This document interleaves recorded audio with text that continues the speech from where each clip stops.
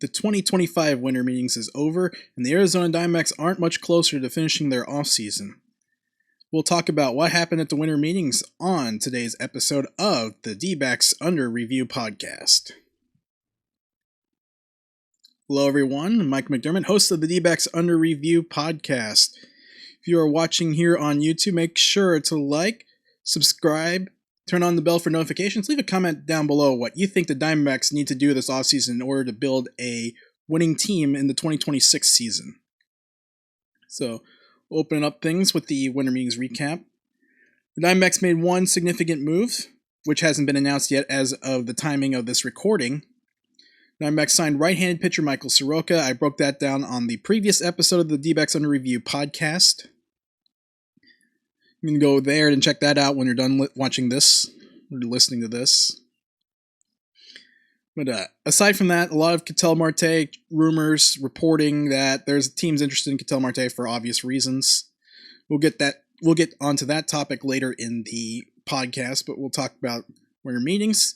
And kind of the big takeaway for me is the Diamondbacks should be concerned with building their rotation. Zach Gallen obviously is going to get a pretty hefty contract, even though the starting pitching market hasn't exactly moved at this point. And there's also, I would say, growing concerns that Merrill Kelly might not necessarily be re-signable. Based on what Torey Lovullo has said, both at the winter meetings and on Bickley and Murata Thursday morning, it seems to me the Diamondbacks are preparing to move on from the two, and it's going to be a very interesting offseason if that is to be the case.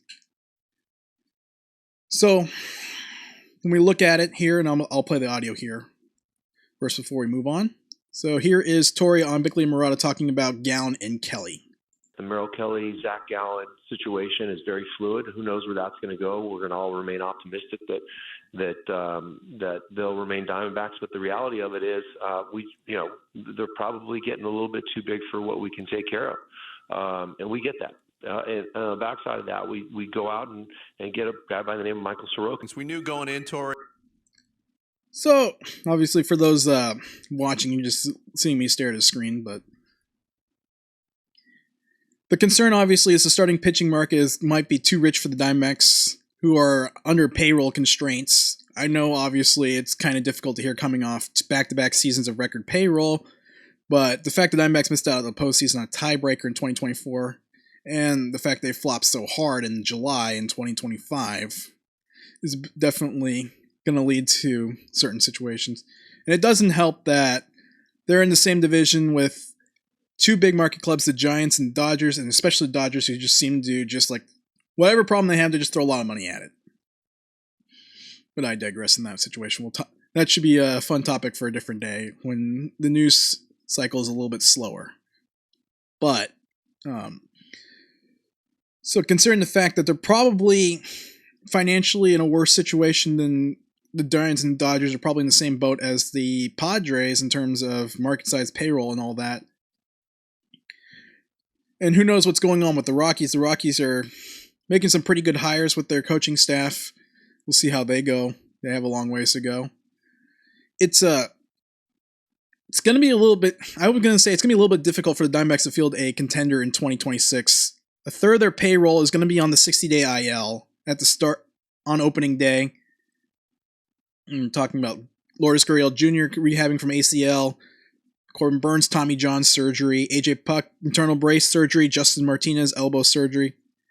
So that means the Diamondbacks are going to have to get players that have underperformed the last 2 years to step up. And we're talking Brandon Pfaadt, Eduardo Rodriguez as two cases.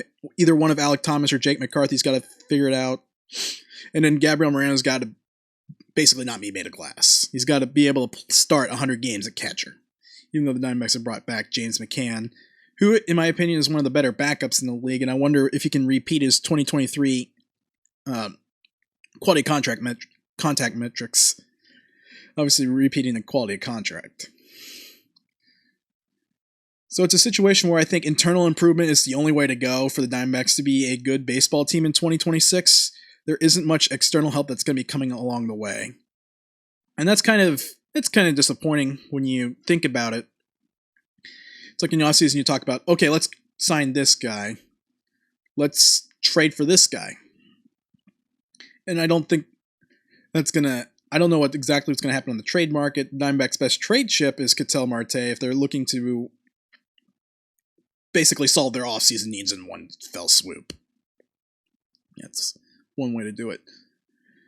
But considering the payroll constraints, it's like getting a frontline starter and getting a closer is going to cost you north of $35 million a year. Certainly more, possibly up to $40 million. And I don't know if they have the space for that. And then they have to get outfield help. Like, their outfield situation is bad. Like, I don't know if they can run it back with McCarthy and Thomas in center field and then try and figure out left field. They don't necessarily have someone who projects to left field. If you were to pull up their projected lineup on the Fangraphs depth chart, I think they would have McCarthy in left field and Thomas in center. And I'm not sure what they're going to do internally to address the outfield. I mean, they could consider Jordan Lawler or Tommy Troy as options just to play left or center field in the short term while their natural spots open up later, or they figure out a trade. So there's a lot of needs and not enough money to go around. So I think we're going to see the Diamondbacks be aggressive on the trade market if there is one. And unfortunately, I think that also means saying goodbye to Ketel Marte, unfortunately. Which we're going to transition right into that topic. So Ketel Marte getting a lot of trade interest, and no surprise, he's probably the best player on the trade market right now. So looking at Ketel Marte's projection for 2026, and the only projections we can find right now are on Fangraphs for the Steamer projection. So Steamer projection for Ketel Marte has him playing 133 games and accumulating 601 plate appearances, bringing up a 136 WRC plus and 4.5 WAR. So obviously that type of talent being on the market, everyone's going to be jumping all over themselves to try and see if they can actually pull off a trade. And there are a handful of teams I think that could pull it off. I just wonder how motivated the Diamondbacks would be to do it. And if you look at Marte's track record the last 3 years, in F4, Marte is over 50. He's at 15.3. B-WAR 16.0. You take the average of the two, you get 15.6. And we're talking, if you divide that per season, that's over 5 WAR. And you can make an easy argument Ketel Marte is by and far the best second baseman in the baseball right now, both AL and NL. So understandably, the Diamondbacks should ask for, I always say, the moon.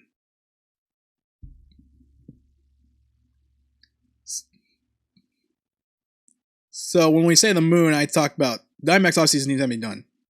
Although I would say 2 starting pitchers with a lot of control, a bullpen arm possibly, and a bat. Those are the 4 players I think the Diamondbacks need to target in a Ketel Marte trade.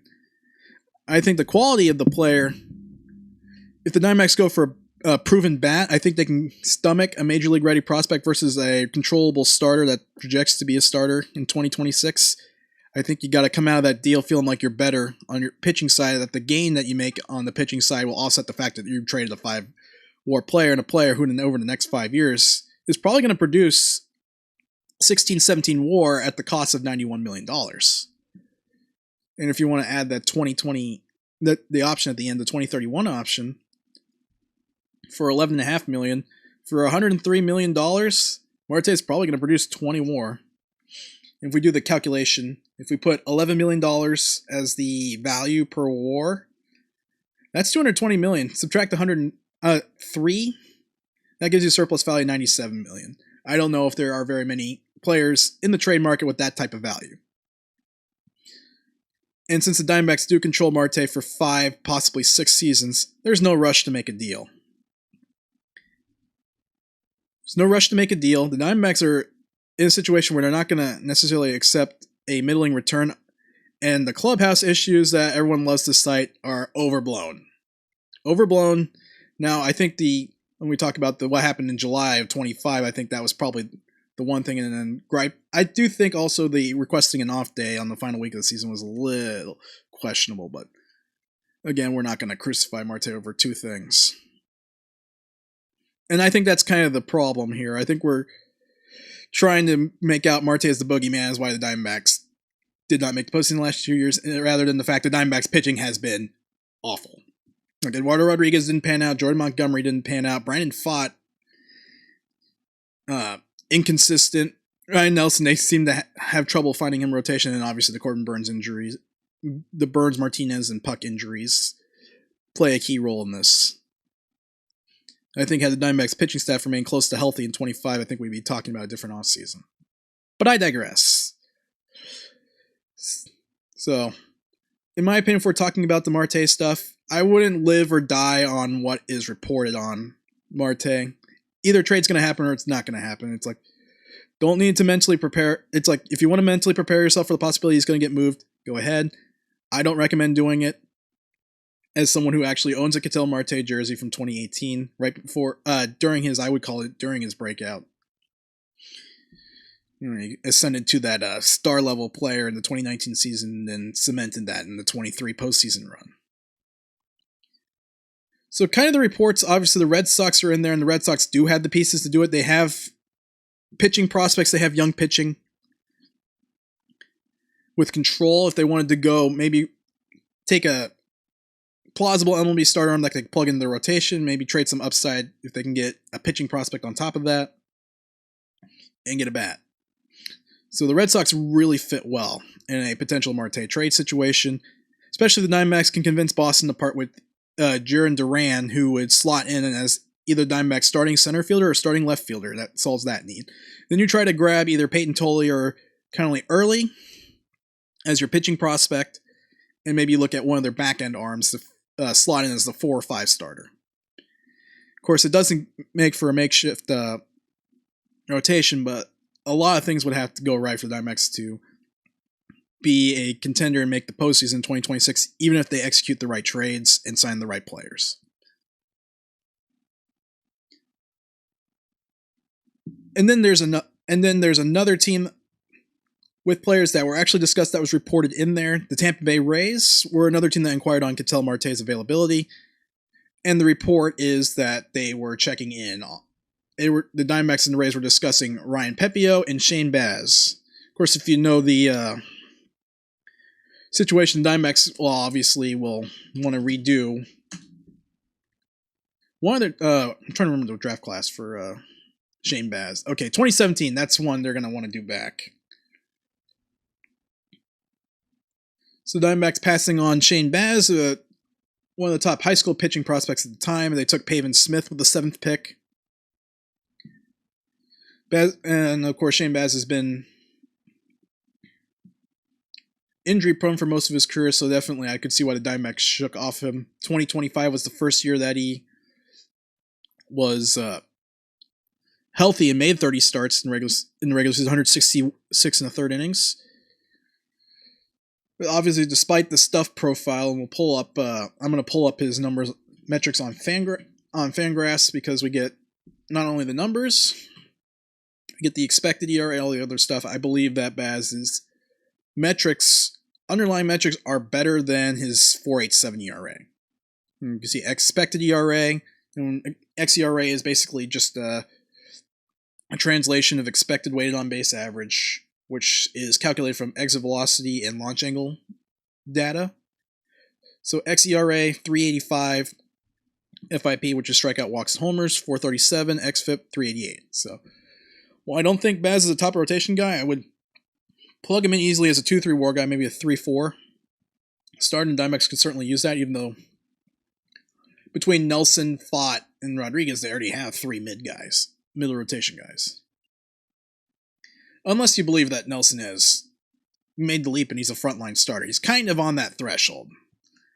I think if you get more strikeouts out of Nelson, he's a bona fide frontline starter.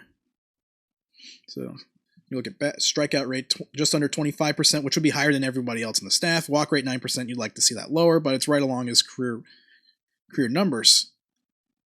So while I don't think Baz would increase the ceiling of the starting rotation, with the amount of control that he has 3 years of control all through arbitration. I believe he's in his 2nd year of arbitration as an ARB2 with 3 years, 158 days of service time.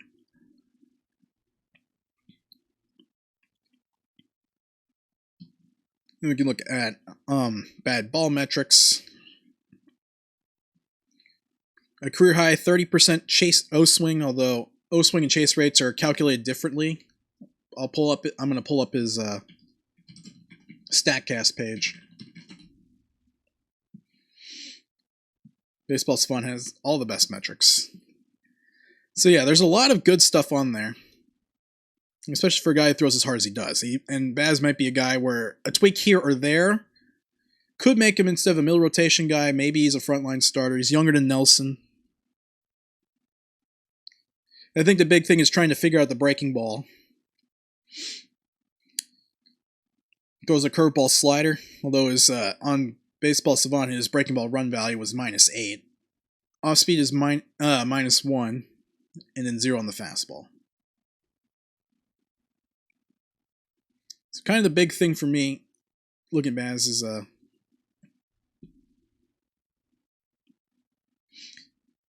getting more swing and miss on the curveball. Swing, miss, and the curveball, and then figuring out what to do with the slider. I think a big pitch for Baz is figuring out the slider. If he either table it or tweak it to a degree where it can get more swing and miss. Although based on his pitch plot on Baseball Savant, I don't know if I'll put that in post edit for those watching. The cutter and the slider are almost blending, but I don't know. I think he's a good, maybe you change the usage type of guy. Maybe he thrives in a different environment.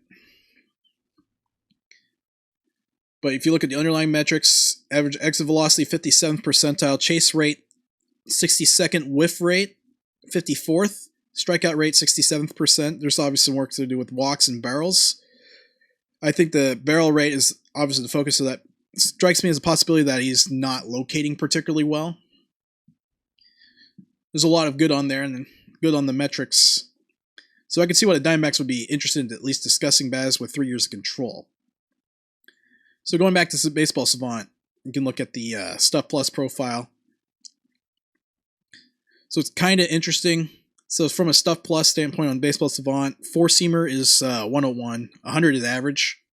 Situation cutter 105, slider 109, changeup 83, knuckle curve 125. So you definitely have something there. But I do wonder where the information was reported from. Was Pepio plus Baz part of the package Diamondbacks leaked out to the media to suggest, okay, you're going to give up a lot for Ketel Marte. If you think you're giving up prospects for Ketel Marte, you're thinking wrong. All right, so now I'm going to pull up Pepio. Pepio has 3 years control remaining. 31 starts, 167 2/3 innings, with a 3.86 ERA, expected ERA 3.92, FIP 4.36, xFIP 4.07. Pretty similar metrics to Baz. If you consider the number of starts as well. Although one thing in particular is neither pitcher has thrown a lot of quality starts. 25 combined between the two. I think Zach Gallen has more than the two pitchers. And you look at like I said, if you put Pepio and Baz's strikeout and walk rates together, I couldn't tell the two pitchers apart. Of course, Diamondbacks fans are probably more familiar with Pepio, who came up as a Dodger and then got traded to the Rays in the Tyler Glasnow deal. It's kind of interesting pitch mix with Pepio, four-seamer, big ride pitch. It seems like it has a four-seamer, pretty good, obviously a elite changeup. That's his GOAT's signature pitch, plus 4 run value off speed. And trying to figure out the break, and the pitcher that's kind of trying to figure out a breaking ball. And you look at the metrics, their chase rate 51st percentile, whiff rate 58th, strikeout rate 65th percentile, walk rate 32nd, barrel rate 24. So basically, if you put Pepio and Shane Baz StatCast metrics together, you would get the Spider-Man meme. They're almost the exact same pitcher with different. The underlying metrics almost paint them as the exact same pitcher, different approach though. Different approach, and I guess different batted ball luck. We talk about Pepio, his best pitch is change-up. His go-to secondary pitch with a 25% usage rate, and then xWOBA 259. So I don't know if Arizona asked for Baz Pepio plus, but I don't fault them for trying. I don't fault them for trying to get those two pitchers in a deal with Tampa Bay. So I assume Tampa said no because the deal didn't happen. Maybe it's something they circle back on when the thing is over. Because if we look at last year, nothing happened. The winter meetings. Diamondbacks didn't make their move until December 21st when they picked up Josh Naylor, and then a week later, Corbin Burns was signed, the largest deal in dbacks history. So the offseason can go from 0 to 100 and snap a finger. But yeah, like I said, Diamondbacks' best chance to get controllable pitching is going to be trading Ketel Marte. I expect them to hold out quite a bit. We'll see what happens next. So one of the players the Diamondbacks were linked to in their bullpen search, the Diamondbacks are casting a wider net, I suppose, than trying to land a closer. Their back-end inning situation's very murky. They're depending on, I guess you could say, guys that aren't or past their prime. Ryan Nelson, not Ryan Nelson. Ryan Nelson would have been a closer if Burns doesn't blow his arm out. But getting back on topic here, Ryan Thompson saw his ground ball rate severely decline, even though he was still an effective pitcher in 25 in spurts. Like, he finished the season pretty strong. Kevin Ginkel just had the shoulder injury, struggled for a little bit, sent down, came back up, didn't necessarily improve much, and then got hurt again. But and then AJ Puck is going to be, and Justin Martinez are both going to be out until probably July at the earliest. So considering those things, the Diamondbacks' back-end bullpen situation is very murky. And Pierce Johnson doesn't necessarily answer the closer role, and that was reported by Gambo. He said 7th, 8th inning role, which is also a question mark. Relying on pitchers with spotty track records. Like, I believe Fangraphs on their depth charts has Ryan Thompson as the 8th inning man and Kevin Ginkel as the 7th. I'm going to double check that. You can go down on Fangraphs Rochester Resource, and you hit depth. Go to current depth chart. D-backs are the top team.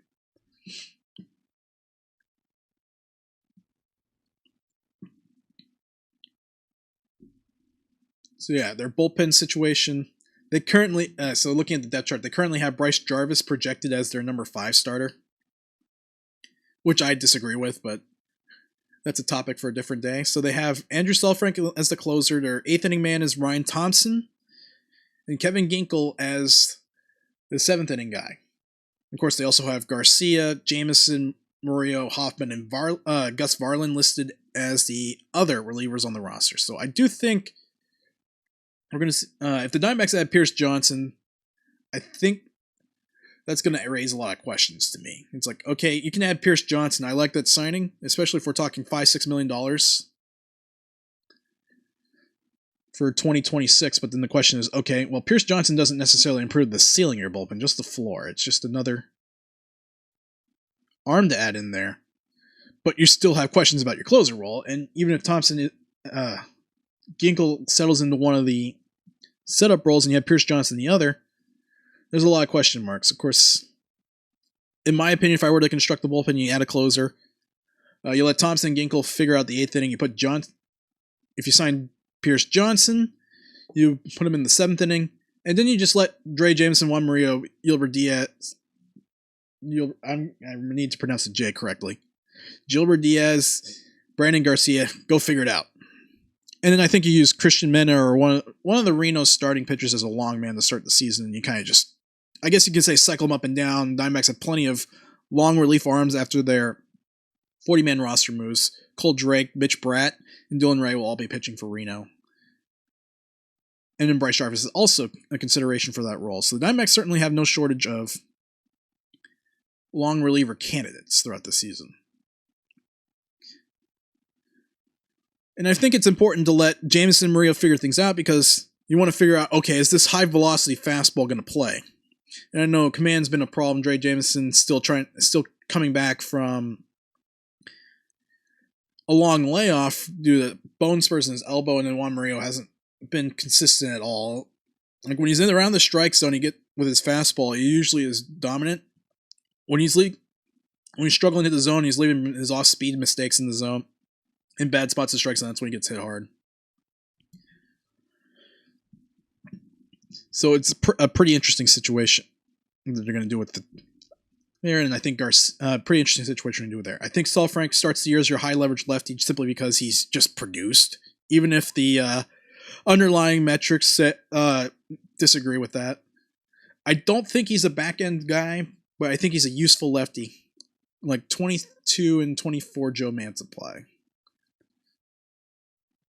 kind of situation where it's like ground ball pitcher, run a strike zone, gets a healthy amount of chases and whiffs, not necessarily strikeouts. And Garcia's going to I think Garcia's a candidate to take over that back end lefty role that AJ Puck has because of his ability to get swing and miss in high leverage situations. We've seen Garcia pull off some pretty impressive escape backs in extra innings against the Dodgers and the Giants. So Garcia is probably the one guy I would circle as could take the biggest jump in 2026 in the bullpen. I think he's a borderline closer candidate if he's around the strike zone more. Because this stuff is really hard to elevate. You got a sinker going one way, and you got the sweeper going the other, and the slider's a perfect middle pitch. He has 3 pitches going in 3 different directions. So, and those 3 pitches play up because of the arm slot, which is more conducive for horizontal movement. So like I said, Garcia is definitely a candidate. I think a helium candidate in the bullpen. And then if Murillo and Jameson can show more, I think Diamondbacks certainly will have high octane arms. It's a question of getting the right guys. And maybe I'll talk more about the bullpen in a different day and kind of project what's going on. But the main concern with Pierce Johnson, this is something I read on MLB Trade Rumors, is his velocity dipped at the end of the season, and his results fluctuated pretty poorly. His results got worse at the end of the season, so that's what splits are for. So Pierce Johnson splits. So you can see second half his ERA jumped to 3.55, but the most of the damage came in September. In his final month of the year, Pierce Johnson yielded an 8.31 ERA, so that's 8 runs in 8 2/3 innings. Although he had 9 strikeouts and 1 walk, and that's, I guess, a situation where you'd have to look at quality contract metrics in a StatCast search. But it could be a situation where it's just hitter regression. And you look at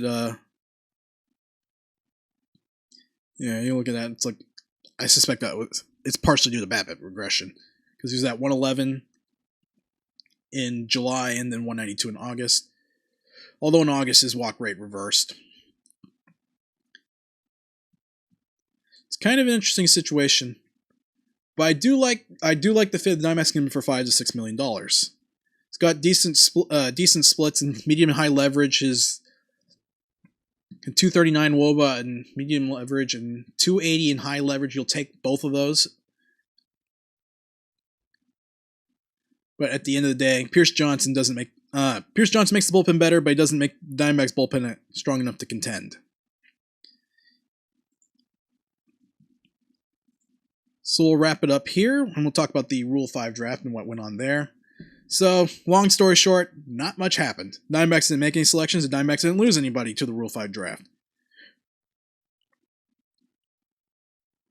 And that's just talking about the Major League phase. So, Diamondbacks passing on the Major League phase Rule 5 draft, which went 3 rounds, and if you don't know how it goes, pay $100,000 to pick up a player that isn't on a 40-man roster after a certain time period, and you have to put him on the 40-man roster. He has to basically survive the next season with you, otherwise you have to give him back for $50,000. So Diamondbacks having a full 40-man roster going into the Rule 5 draft, they could not make any selections. They did make a few minor league ones, 2 pitchers and a bat, but we're talking about the minor league phase. Rule 5 draft rarely yields a strong return. You're not likely to going to get a Taylor Rashi or a Tyler Gilbert type outcome usually. These are guys that have more or less exhausted their time with another team, another organization. They don't really have a ladder to continue to climb. So they're kind of thrust into a different situation. And of course, when we talk about Taylor Rashi, and this is something I talked about with D-backs pitching coach Dylan Olszewski at the Arizona Fall League. And when I say pitching coach, I don't mean the Major League Club. I mean the Complex League Diamondbacks affiliate. It's definitely something that they've been looking to add as a, I guess it's their roster efficient where you add guys with cutter-like fast four-seamers. This is Philip Abner's another example of this. Because these guys don't throw hard, but because of the unique pitch shape, because the four-seamer pitch shape, because you have a four-seamer that runs arm side, Abner and Rashi run it, actually cut their fastballs past the zero horizontal break line. So Rashi is 2 inches gloves, and Abner are both 2 inches glove side. It's kind of interesting. You can almost, I guess from a plot standpoint, you could actually describe the pitch more as a baby cutter than it. Actually, no, baby cutter is described as isn't really described as such. Almost a true cutter, I guess you can say. And of course, Rashi, obviously, we talked about getting it non-tendered, but he ended up coming back on a minor league deal, and Rashi's certainly going to be competing for a bullpen spot. And with 3 options, if they add him to the roster, he's certainly a guy they can send up and down. But I guess long story short, Christian Robinson's still there. Another player that I was worried about going, Alfred Murillo's still there. Diamondbacks successfully gambled that G-Sting would not get taken.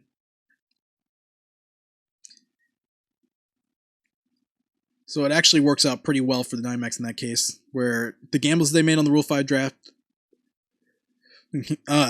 ultimately went their way. So they can just roster those guys. I still think all 3 players are going to be factors for the 2026 season. They just don't have to worry about it. Robinson could be a 4th outfielder candidate.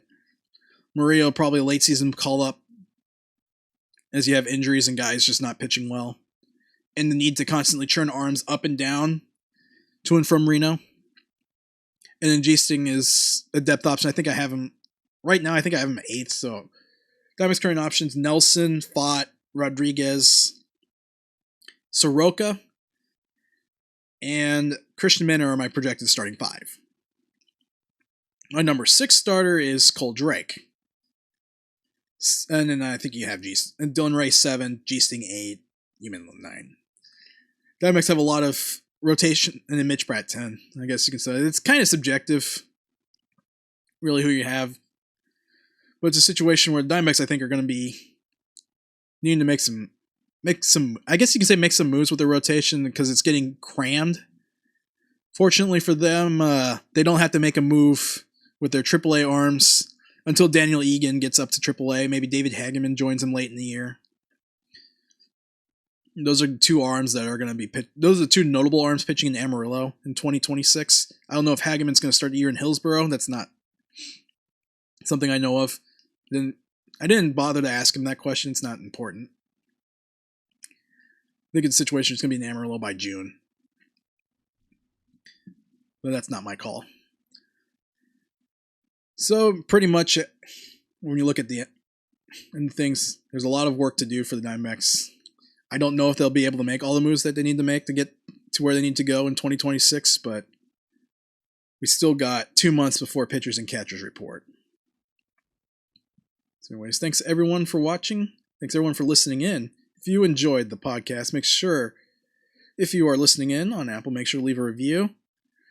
And make sure you leave a very favorable. We would prefer 5-star reviews. Much like Denzel Clark prefers making 5-star catches. And if you're watching on YouTube, make sure to like the video, subscribe, And hit the bell for notification so that way the next time we upload a podcast episode, you get notified. Although I'm not sure how good YouTube is at doing that. So anyways, Mike McDermott, I'm signing off here. And have a good rest of your day.